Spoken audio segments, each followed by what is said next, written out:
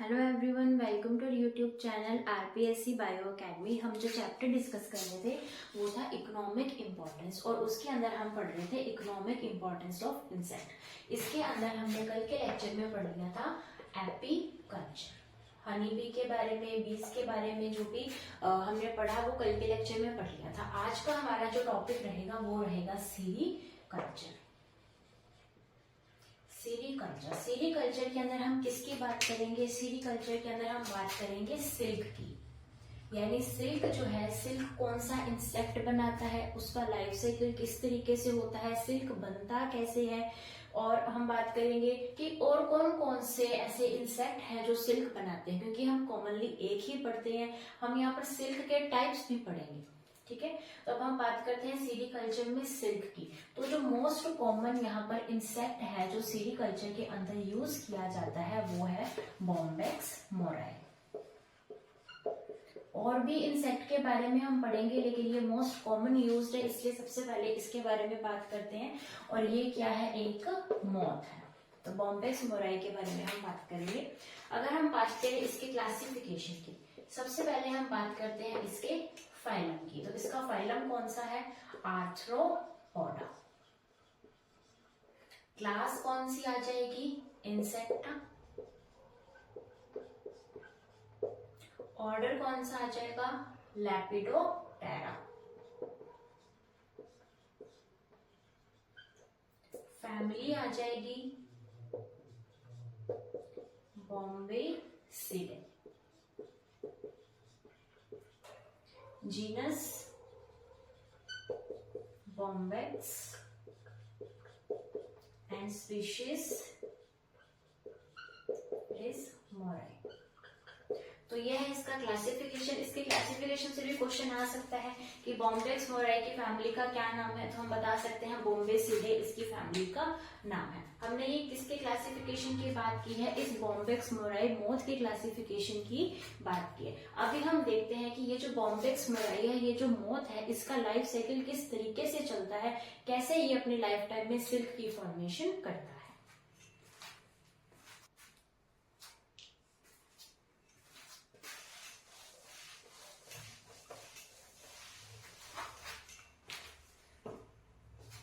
अब हम बात करते हैं स्टेजेस या फिर हम कह सकते हैं लाइफ साइकिल ऑफ मोथ। तो अगर हम इसके लाइफ साइकिल की बात करें तो ये कितने दिन का होता है? ये होता है अराउंड 50 डेज का। तो 50 डेज के अराउंड इसका लाइफ साइकिल होता है। और 50 डेज के अंदर इसकी लाइफ टाइम में बहुत सारी स्टेजेस आती हैं। सबसे पहली स्टेज मानी जाती है एग्स, उसके बाद ये बनता है लार्वा, देन ये बनता है प्यूपा एंड देन बनता है एडल्ट। तो ये इन 4 स्टेजेस से गुजरते हुए अपनी लाइफ स्पैन को कंप्लीट करता है 50 डेज के अंदर। और ये अपनी लाइफ स्पैन को कंप्लीट करके हमें क्या देता है? सिल्क प्रोवाइड करवाता है। तो हम सबसे पहले एग्स की बात करें तो ये एग्स की जो स्टेज है ये लगभग 10 दिन तक रहेगी, 10 डेज तक। तो ये एग्स की फॉर्म में रहेंगे। फिर ये एग से क्या बन जाएंगे? लार्वा बन जाएंगे। अब एग से लार्वा बनने के लिए ये क्या करेंगे? ये अपनी स्किन को क्या करेंगे? शेड करेंगे। यानी जब ये एग से लार्वा बनेंगे तब ये अपनी स्किन को शेड करेंगे। और शेड करके स्किन, इसे क्या बोलते हैं हम? मोल्टिंग करना। क्या करेंगे? मोल्टिंग करेंगे। और मोल्टिंग कितनी बार होगी? मोल्टिंग होगी 4 टाइम्स। तो हम ये यहाँ पर ये क्वेश्चन बन सकता है कि जो एक मोथ है, जो एक सिल्क वर्म है, वो अपनी लाइफ टाइम में कितनी बार मोल्टिंग करता है? तो वो 4 टाइम्स यहाँ पर मोल्टिंग करता है, 4 बार मोल्टिंग करता है अपनी स्किन को शेड करके। और यहाँ पर ये क्या करता है? ये फीड करता है, feed on a lot of mulberry leaves. हम यहाँ पर मलबरी लीव्स इसलिए लिख रहे हैं क्योंकि हम यहाँ पर बॉम्बैक्स मोराई की बात कर रहे हैं। हमारा मोथ बॉम्बैक्स मोराई है, इसलिए हम यहाँ पर मलबरी लीव्स लिख रहे हैं। जिस तरीके से अगर हम ये मोथ को चेंज करेंगे, क्योंकि हम अभी आने वाले लेक्चर में पढ़ेंगे और भी सिल्क वर्म्स होते हैं, तो अगर हम उन सिल्क वर्म की बात करें तो यहाँ पर लीव्स भी चेंज होगी, क्योंकि जो सिल्क का टाइप है वो डिपेंड करता है किस ट्री के ऊपर, किस लीव्स के ऊपर ये मोथ रह रहा है। तो ये जो बॉम्बेक्स मोराइम होता है ये मलबरी के ऊपर रहता है, मलबरी की लीव्स को खाता है। तो लार्वा यहाँ पर फीड करेगा मलबरी की लीव्स को, मलबरी की लीव्स खाएगा और कितनी अमाउंट में, बहुत ज्यादा अमाउंट में यहाँ पर मलबरी की लीव्स खाएगा। और यहाँ पर ये किसके अंदर फॉर्मेशन इसकी हो जाएगी, कोकून की, यानी ये कोकून के अंदर यहाँ पर ये जो है लार्वा रहेगा, यानी अंदर यहाँ पर लार्वा होगा और उसके ऊपर इस तरीके से कोकून की फॉर्मेशन यहाँ पर हो जाएगी। तो लार्वा स्टेज में क्या बनता है, कोकून की फॉर्मेशन होती है। उसके बाद ये जो कोकून है ये कन्वर्ट हो जाएगा प्यूपा के अंदर। जो लार्वा की स्टेज है ये स्टेज रहती है 30 डेज तक। उसके बाद प्यूपा रहेगा 10 डेज तक। अब ये जो कोकून से क्या बन जाएगा, प्यूपा, यानी यहाँ पर ये जो कोकून है ये तो ऐसे का ऐसा ही रहेगा और इस कोकून के अंदर यहाँ पर जो लार्वा था, अब ये लार्वा क्या बन चुका है, प्यूपा बन चुका है। यानी प्यूपा की जो फॉर्मेशन है वो कोकून के अंदर ही होगी, कोकून से बाहर नहीं होगी। और ये जो प्यूपा है कोकून के अंदर जब ये डेवलप हो जाता है तो फिर ये कोकून से क्या कर जाता है, एस्केप कर जाता है, यानी ये कोकून से बाहर आ जाता है। कौन बाहर आ जाता है, ये प्यूपा की स्टेज इसके अंदर से एस्केप कर जाती है जब ये फुली डेवलप्ड हो जाती है। यानी ये कैसी हो जाएगी, विंग्ड हो जाएगी, इसके पास विंग्स आ जाएंगे, तब ये इस कोकून को तोड़कर इससे एस्केप करके ये बाहर निकल जाएगा और फिर ये बन जाता है एडल्ट। फिर किसके अंदर फॉर्मेशन हो जाएगी, जब ये बाहर निकल गया, जब इसके पास विंग्स आ गए तो ये एडल्ट बन गया। और एडल्ट जो है वो रहता है 2 to 3 डेज तक, 2 से 3 दिन तक एडल्ट रहता है। और एडल्ट का जो कलर होता है वो होता है क्रीमी व्हाइट कलर। तो एडल्ट किस कलर का होता है, क्रीमी व्हाइट कलर। 2 से 3 दिन ही ये एज एडल्ट रहता है और एडल्ट रहने से के बाद ये क्या करता है, मेटिंग। और मेटिंग करने के बाद इसकी डेथ हो जाती है। मेटिंग करेगा, मेटिंग करने के बाद जो फीमेल इसकी है वो फीमेल 300 to 500 एग्स जो है वो रिलीज करेगी। और किसके ऊपर रिलीज करेगी, मलबरी लीव्स के ऊपर, क्योंकि ये रहता कहाँ है, मलबरी लीव्स के ऊपर। मलबरी का मतलब यहाँ पर शहतूत है, शहतूत की लीव्स के ऊपर, मलबरी की लीव्स के ऊपर वो क्या करेगी, 300 से 500 एग्स ले करेगी। कौन, फीमेल, आफ्टर दी मेटिंग, क्योंकि इनका life time as an adult सिर्फ और सिर्फ 2 से 3 दिन का ही होता है। तो ये हमने बात की इसकी स्टेजेस या फिर लाइफ साइकिल की। सबसे पहले एग्स थे, 10 दिन तक एग रहे। एग्स रहने के बाद ये लार्वा में कन्वर्ट हुए। कितना टाइम लगा, 30 दिन। इस लार्वा में इसने क्या की, मोल्टिंग की, अपनी स्किन को शेड किया, चेंज किया, बार बार मोल्टिंग की। कितनी बार की, 4 बार की। फिर उन्होंने बहुत सारी मलबरी लीव्स को यहाँ पर खाया और यहाँ पर क्या बन गई, कोकून की फॉर्मेशन यहाँ पर हो गई। अब हम फिर इसके बाद कोकून से ये क्या बन गया, प्यूपा बन गया। प्यूपा कितने दिन तक रहा, 10 दिन तक। प्यूपा बनने पे ये इस कोकून के अंदर ये डेवलप होता गया और इसने इस कोकून को यहाँ से छोड़ा, यहाँ पे इसके पास विंग्स आ गए तो ये विंग्ड हो गया और इस प्यूपा ने इस कोकून से क्या कर दिया, एस्केप कर दिया, इसको तोड़कर इसको छोड़ के चला गया। फिर उसके बाद विंग्ड क्या कहलाता है, एडल्ट कहलाता है। 2 से 3 दिन तक ये एडल्ट रहेगा, क्रीमी व्हाइट इसका कलर रहेगा। फिर ये क्या करेगा, मेटिंग। मेटिंग करने के बाद जो फीमेल है वो 300 से 500 एग्स जो है वो मलबरी लीव्स के ऊपर छोड़ेगी और चली जाएगी और फिर ये वापस एग्स इस फॉर्म के अंदर आ जाएंगे। तो ये क्या था, एक लाइफ साइकिल ऑफ मोथ जो कि अराउंड 50 डेज का होता है। ठीक है, अभी हम इससे आगे चलते हैं।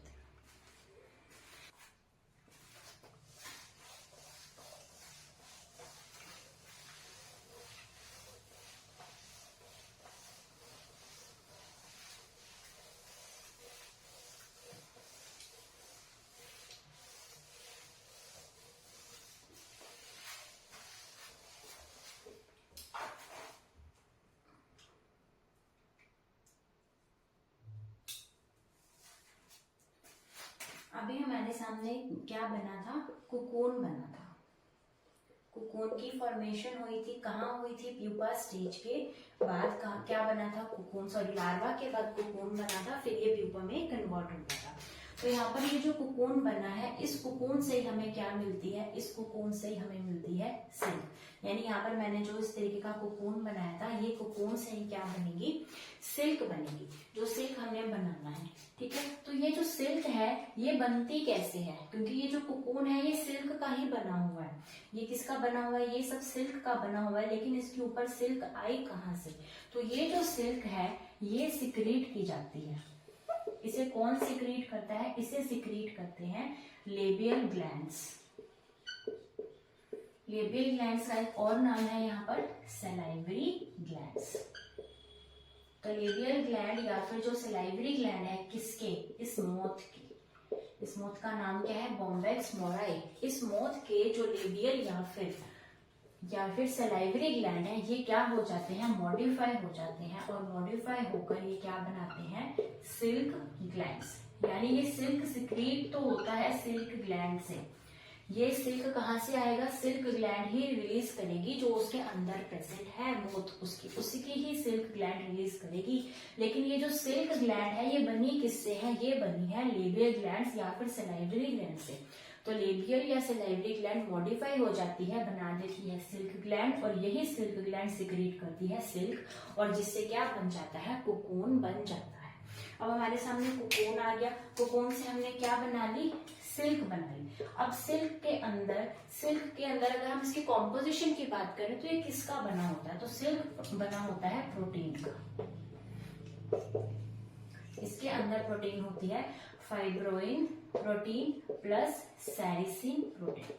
तो फाइब्रोइन एंड सेरिसिन प्रोटीन का बनकर क्या तैयार होता है? सिल्क तैयार होता है। तो ये सिल्क को बनाया किसने? Labial glands and salivary glands ने, जो कि मॉडिफाई होकर सिल्क ग्लैंड्स बनी है।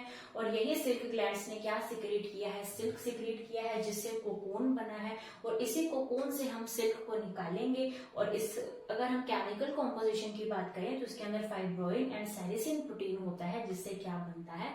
सिल्क बनता है। अभी हम देखते हैं कि सिल्क को हम कैसे निकालते हैं, यानी इसकी रीडिंग कैसे होती है। अब हम उसके बारे में डिस्कस करते हैं।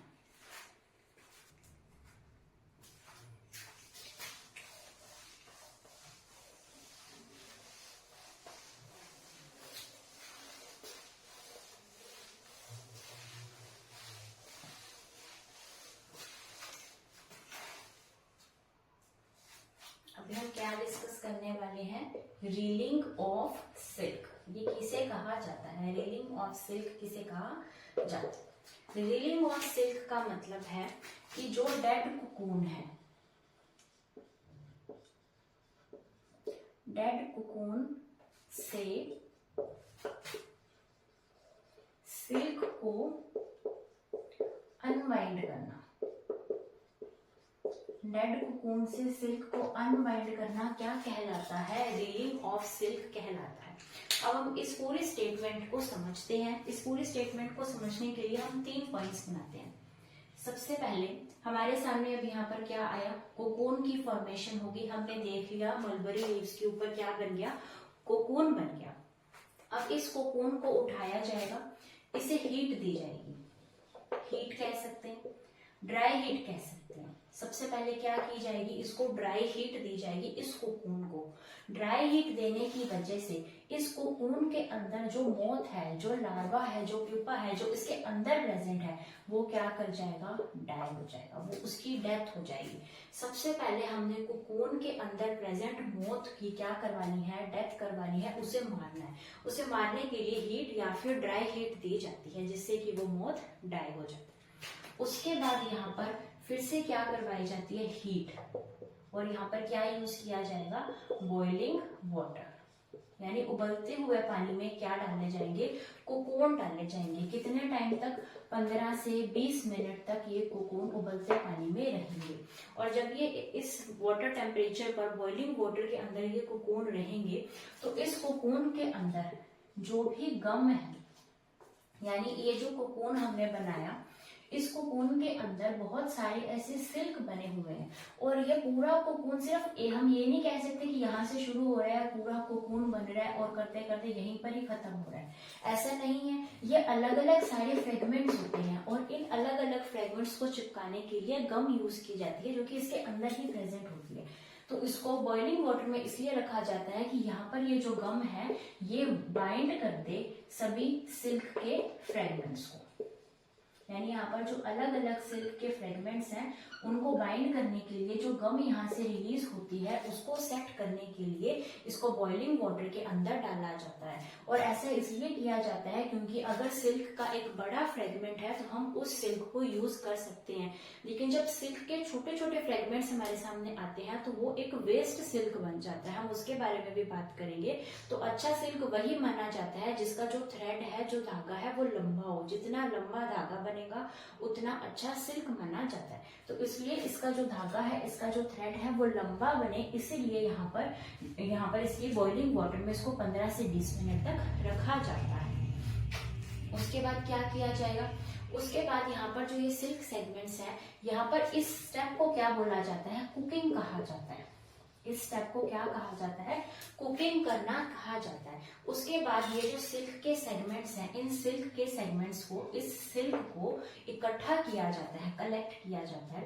यानी यहाँ पर एक यहाँ से सिल्क लिया, एक ये वाला कोकून, एक ये वाला कोकून, यहाँ से भी सिल्क आ रहा है, यहाँ से भी सिल्क आ रहा है, यहाँ से भी सिल्क आ रहा है। तो इन सिल्क को इकट्ठा करके यहाँ पर एक व्हील के ऊपर से गुजारा जाता है, जिससे कि यहाँ पर हमारे सामने क्या बन सके? एक सिल्क का लॉन्ग थ्रेड बन सके।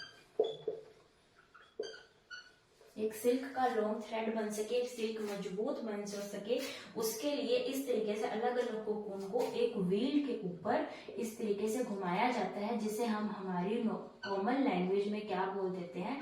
चरखा कह देते हैं। जैसे चरखे के ऊपर कॉटन को घुमाया जाता है, वैसे ही इसके अंदर सिल्क को कलेक्ट करके घुमाया जाता है, जिससे सिल्क का लॉन्ग थ्रेड बन जाए और यही सिल्क हमारे काम आती है। अब हमने यहाँ की reeling of skin, reeling of skin से जो डेड कोकून था हमारे पास, यहाँ पर जो मोथ है वो डाई हो गया, तो वो कोकून कैसा हो गया? डेड। उससे सिल्क को क्या कर लिया हमने? अनवाइंड कर लिया। अब हमें इस लाइन का मतलब समझ में आ रहा होगा, डेड कोकून से सिल्क को अनवाइंड करने का क्या मतलब है। सबसे पहले उसको ड्राई हीट दी ताकि जो मोथ है उस कोकून के अंदर उसकी डेथ हो जाए। उसके बाद उसको बॉइलिंग वाटर में रखा, इसे क्या कहा? कुकिंग। 15 से 20 मिनट तक रखा ताकि इसके अंदर जो गम प्रेजेंट है वो सिल्क के फ्रेगमेंट्स को, अलग अलग लेंथ के जो सिल्क है उनको बाइंड कर दे। उसके बाद इन सभी कोकून को इकट्ठा करके एक व्हील के ऊपर से गुजारा गया, जिसकी वजह से जो सिल्क का लॉन्ग थ्रेड बन सके। ये हमने बात की reeling of skin, sorry silk. लेकिन 50% ही सिल्क ऐसा होता है जिससे क्या की जा सकती है? जिसकी रीलिंग की जा सकती है।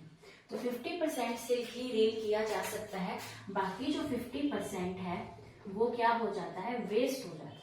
वेस्ट क्यों हो जाता है? क्योंकि उसका जो सिल्क का फ्रेगमेंट है वो अलग अलग रह जाते हैं, एक लॉन्ग थ्रेड नहीं बनता, इसलिए वो क्या हो जाता है? वेस्ट हो जाता है। और ये जो 50% वेस्ट है इसे बोला जाता है स्पर सिल्क। क्या कहेंगे? Spur silk. स्पर सिल्क क्या है? स्पर सिल्क है, लिख देते हैं कि डिफरेंट लेंथ के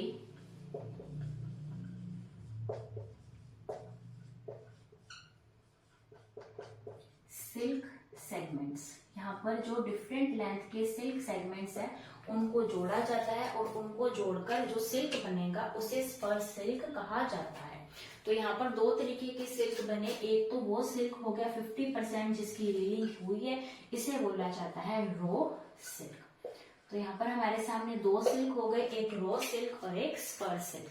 रॉ सिल्क वो है जिसकी रीलिंग हो गई है, जो कि एक लॉन्ग थ्रेड के रूप में हमें प्राप्त हुआ है, और 50% जो वेस्ट है उसे क्या बोला जाता है? स्पर सिल्क, जिसके अंदर डिफरेंट लेंथ के जो सिल्क सेगमेंट्स हैं उनको इकट्ठा करके बनाया जाता है। तो ये हमने किसके बारे में पढ़ा? रीलिंग ऑफ सिल्क के बारे में पढ़ा।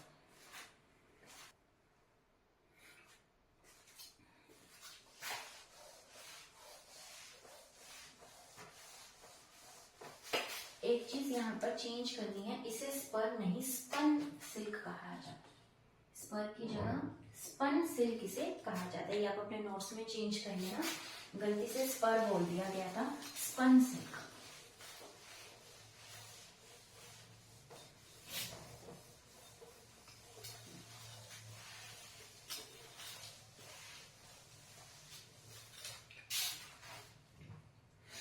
अभी हम इस टॉपिक का सबसे इम्पोर्टेंट पार्ट पढ़ने वाले हैं, जहां से क्वेश्चन आता है टाइप्स ऑफ सिल्क। यहाँ पर हम डिस्कस करेंगे सिल्क के टाइप। यहाँ पर सारे टाइप्स आ जाएंगे। यहाँ पर आएगा उस इंसेक्ट का नाम, क्योंकि यहाँ पर हम इस इंसेक्ट के अलावा और भी मोथ्स को यहाँ पर हम डिस्कस करेंगे, जिससे अलग अलग तरीके के सिल्क बनते हैं। और यहाँ पर हम देखेंगे कौन कौन सा ट्री है, क्योंकि ट्री भी सिल्क के हिसाब से चेंज हुआ। सबसे पहला यहाँ पर सिल्क आता है मलबरी सिल्क। मलबरी सिल्क का जो इंसेक्ट है वो है बॉम्बेक्स मोराई। और यहाँ पर जो ट्री आएगा वो आएगा मलबरी ट्री। और इसका जो बोटेनिकल नेम है वो है मोरस अल्बा। ठीक है, तो ये इसका बोटेनिकल नेम है। पहला सिल्क कौन सा आ गया? Mulberry silk. उसके बाद आता है टसर सिल्क। टसर सिल्क के लिए इंसेक्ट जो यूज किए जाते हैं वो है एंथीरिया रॉयली।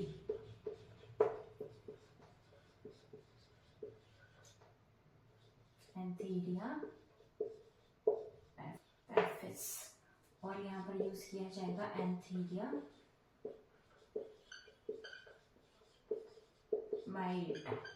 तो 3 तरीके के इंसेक्ट यहाँ पर यूज किए जाते हैं, एंथीरिया रॉयली, एंथीरिया पैफिस, एंथीरिया माइलिटा। और ये यहाँ पर कौन सा ट्री है? अर्जुन ट्री। ट्री का नाम क्या है यहाँ पर? अर्जुन ट्री, जिसका बोटेनिकल नेम है टर्मिनेलिया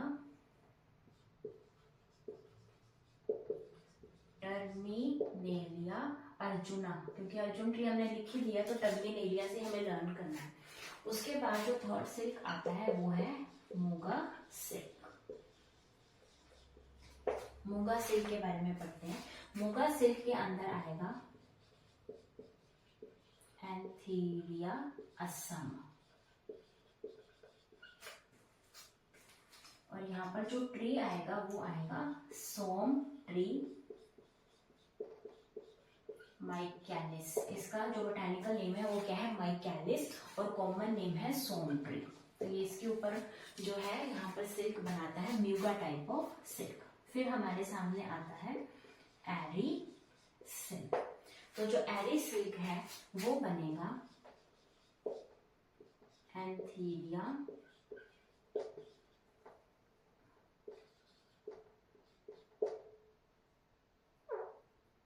रिसिनस। उसके बाद फाइलोजेनिया रिसी, यहाँ पर भी रिसी। और यहाँ पर जो ट्री होगा वो होगा रिसिनस ट्री, जिसे हम हमारी कॉमन लैंग्वेज में क्या बोल देते हैं? कैस्टर ट्री, या फिर क्या बोल देते हैं? अरंडी का ट्री। ठीक है, तो ये हमने यहाँ पर जो इम्पोर्टेंट टाइप ऑफ सिल्क है वो डिस्कस किया है। सिल्क और भी तरीके के होते हैं, लेकिन जो हमारे एग्जाम के लिए इम्पोर्टेंट है हमने वही डिस्कस किए हैं। इसके अंदर जो सबसे इम्पोर्टेंट है वो है म्यूगा सिल्क एंड मलबरी सिल्क, क्योंकि इन दोनों से क्वेश्चन आ चुका है। म्यूगा सिल्क से क्वेश्चन आया था जिसके अंदर पूछा गया था कि कौन सा इंसेक्ट है, तो म्यूगा सिल्क बनाने के लिए एंथीरिया असमा इंसेक्ट जो है वो यूज होता है। ये क्वेश्चन ग्रेड 1 में आ चुका है। और मलबरी सिल्क सबसे कॉमन है। हो सकता है इस तरीके से भी आ जाए कि यहाँ पर 4 ये दे रखे हो और 4 ये दे रखे हो और इनको आपस में मैच दी फॉलोइंग करना हो, या फिर इसके साथ ये दे दिया जाए, या फिर इन दोनों को इस तरीके से दे दिया जाए। तो ये सबसे इंपॉर्टेंट स्लाइड है आज के लेक्चर की, क्योंकि अगर क्वेश्चन बनता है तो इसी से बनता है, यहाँ से ही क्वेश्चन बनेगा। मलबरी सिल्क किससे बनता है? बॉम्बेक्स मोराई इंसेक्ट है, मलबरी ट्री या फिर मोरस अल्फा। उसके बाद आएगा tussar silk. Tussar silk Antheraea roylei, Antheraea paphia, paphis नहीं, एंथीरिया पैफिया, अर्जुन ट्री जिसका नाम है टर्मिनेलिया या फिर एंथीरिया माइलिटा। म्यूगा सिल्क के लिए एंथीरिया असमा, जिसके अंदर सोम या माइकैलिस ट्री आएगा। देन एरी सिल्क एंथीरिया रेसिनाई, फाइलोसेमिया रेसिनाई और रेसिनस ट्री या फिर कैस्टो ट्री से हम इसको याद कर सकते हैं। ये जो फर्स्ट है ये हमें लर्न हो जाएगा, क्योंकि ये मोस्ट कॉमन है। मलबरी सिल्क, बॉम्बेक्स मोराई और मलबरी ट्री। एम से एम याद रखा जाएगा, एम मोराई से मलबरी ट्री बन जाएगा और मलबरी से मोराई, क्योंकि यहाँ पर एम जो है वो तीनों को ही सेटिस्फाई कर रहा है। यहाँ पर भी एम है, यहाँ पर भी एम है और यहाँ पर भी एम है। तो इसे लर्न करना बहुत इजी है। उसके बाद टसर सिल्क है।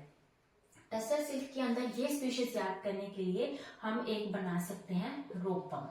रोपम अगर हम वर्ड याद करिए तो रो से बन जाएगा रोयली, पा से बन जाएगा पैफिया, एम से बन जाएगा माइलीटा। तो रोपम को अगर हम याद कर लेंगे टसर के अंदर तो हम इन स्पीशीज को लर्न कर सकते हैं। और टसर के अर्थ से ही क्या बन रहा है, अर्जुन। अर्थ से ही क्या बन रहा है, अर्जुन का ट्री। देखो अर्थ से ही अर्जुन बन जाएगा। और अगर इसका बोटेनिकल नेम लर्न करना है तो यहाँ पर भी टी है और यहाँ पर भी टी है, तो यहाँ से लर्न हो जाएगा। उसके बाद है म्यूगा सिल्क। म्यूगा सिल्क से है एंथीरिया असामा, सोम या फिर माइकैलिस ट्री। तो यहाँ पर भी एम से म्यूगा है और यहाँ पर भी एम से माइकैलिस ट्री है। उसके अलावा यहाँ पर ए है लास्ट में और यहाँ पर भी असम बन रहा है। थोड़ा सा तरीका है लर्न करने का, बाकी आपको जैसा सही लगे, क्योंकि कईयों को ये चीज कंफ्यूज भी कर सकती है, क्योंकि यहाँ पर भी एम है, यहाँ पर भी एम है, ये भी एम, ये भी एम। तो जिसको थोड़ी सी इसके बारे में नॉलेज होगी वो ये वाला गलत नहीं करेगा। उसके बाद आता है एडी सिल्क। इसके अंदर क्या आ रहा है, लास्ट में आई। यहाँ पर भी क्या आ रहा है, आई। यहाँ पर भी क्या आ रहा है, आई। और यहाँ पर भी क्या आ रहा है, आई। तो जहां पर भी आई आ जाए तो वो कौन सा सिल्क बन जाएगा, एडी सिल्क की फॉर्मेशन हो जाएगी। ठीक है। और इसके बाद हम थोड़ा सा हमारा और रहता है सेरिकल्चर, हम उसको डिस्कस करके फिर आज का लेक्चर हम फिनिश करते हैं।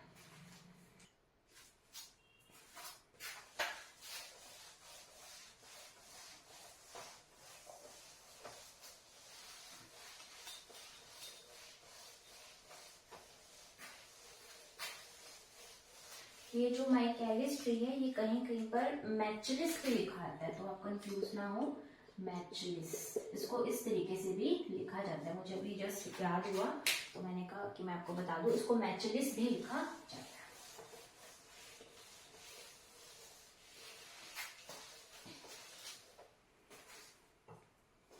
इसके बाद हम देखते हैं कि जो सिल्क है वो हमारे इंडिया में कहाँ कहाँ कल्चर किया जाता है। तो इंडिया के अंदर कर्नाटका, वेस्ट बंगाल, कर्नाटका वेस्ट बंगाल में इसका मेन जो है वो कल्चर किया जाता है, जिसके साथ हमारा जो सेरिकल्चर है, जो इसका इम्पोर्टेंट पार्ट है वो कंप्लीट होता है। कल हमने एपीकल्चर पढ़ा था। एपीकल्चर में हमारा एक जो पॉइंट है वो छूट गया था, बी वेनम के बारे में।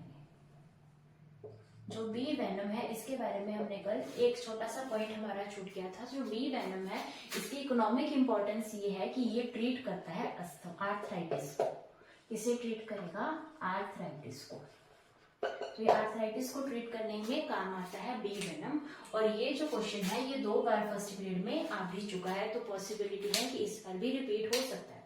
तो इसलिए हमने कुछ भी छोड़ना नहीं है, जो आ चुका है उसको तो अच्छे से ही लर्न करके जाना है। तो इसी के साथ हमारा जो सेरिकल्चर है वो कंप्लीट होता है।